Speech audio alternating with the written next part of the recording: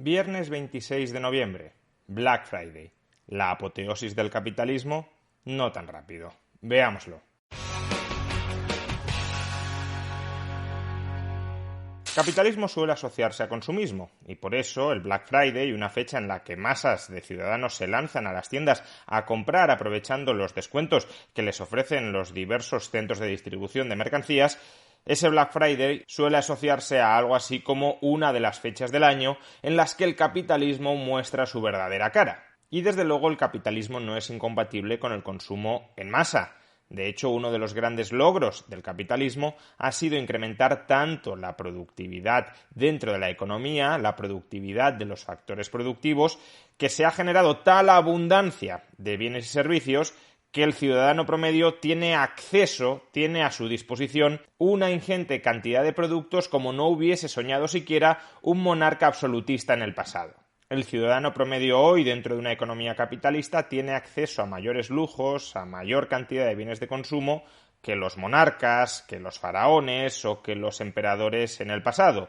Hoy, en promedio, se vive muchísimo mejor que se vivía en el pasado, antes del capitalismo, estando en la cima, en la cumbre de la sociedad. Y eso es así porque efectivamente el capitalismo ha multiplicado la disponibilidad de bienes de consumo, es decir, la disponibilidad de aquellos medios que se utilizan para satisfacer las necesidades últimas de los ciudadanos. Ahora bien, pensar que el capitalismo es solo eso, o principalmente eso, es decir, un consumo masivo y desbocado de bienes y servicios, sería desenfocar casi por entero la auténtica esencia del capitalismo. Al fin y al cabo, nos deberíamos preguntar cómo es posible que el capitalismo haya conseguido multiplicar la disponibilidad de bienes y servicios entre las masas. ¿Por qué el capitalismo ha conseguido desarrollar tan intensamente las fuerzas productivas como para que su productividad sea tan alta como que en la actualidad una hora de trabajo es capaz de producir muchísimo más de lo que era capaz de producir una hora de trabajo en el pasado? ¿Cuál ha sido el mecanismo que ha permitido este cambio? Pues el propio nombre del sistema económico lo indica: capitalismo, es decir, un sistema económico basado en la acumulación de capital.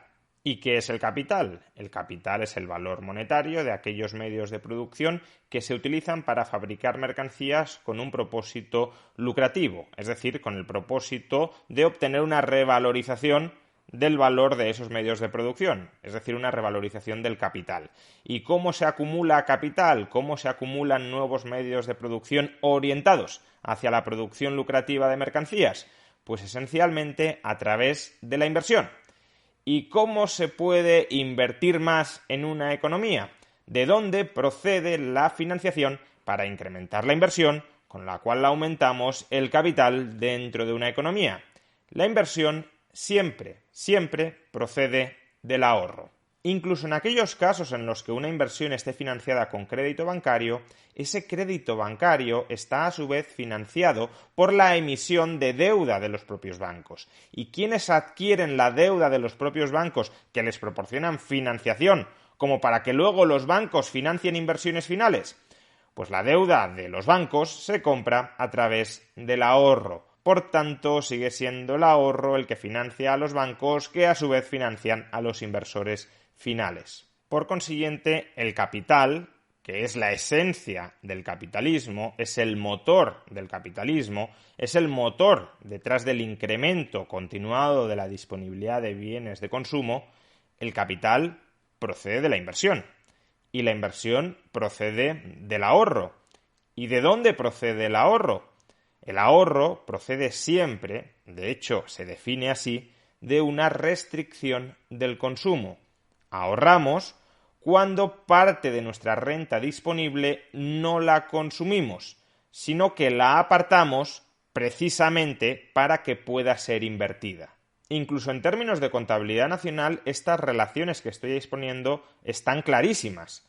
El PIB de una economía cerrada se puede destinar o al consumo público o al consumo privado o a la inversión.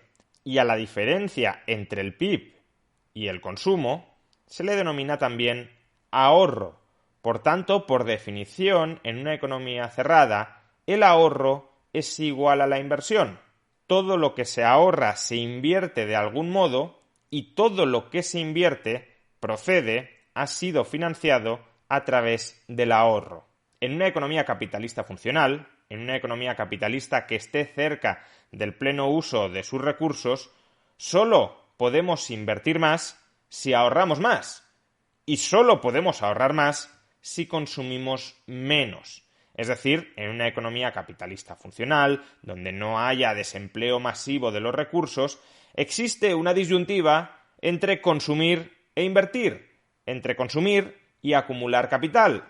Cuanto más consumamos, menos invertiremos, menos capital acumularemos. Y si la esencia del capitalismo es acumular capital que permita el desarrollo de las fuerzas productivas de tal manera que en el futuro tengamos todavía más capacidad de la que tenemos ahora para producir bienes de consumo, entonces lo que estamos diciendo es que el consumismo, incrementar mucho el consumo en el corto plazo a costa de reducir la disponibilidad de ahorro y por tanto a costa de disminuir la inversión y por tanto a costa de disminuir el ritmo de acumulación de capital, el consumismo atenta contra la esencia misma, contra la naturaleza misma, contra el significado mismo de capitalismo. Dicho de otra manera, el capitalista paradigmático no es aquella persona que acude desaforada a un centro comercial el Black Friday a fundirse la tarjeta de crédito para comprar todo aquello que sea capaz de comprar con el saldo deudor de esa tarjeta de crédito. El capitalista paradigmático es aquella persona frugal que se abstiene, que se resiste, que se autorrestringe de gastar en todo aquello que no sea expresamente necesario. ¿Para qué? Para poder ahorrar con vistas a invertir.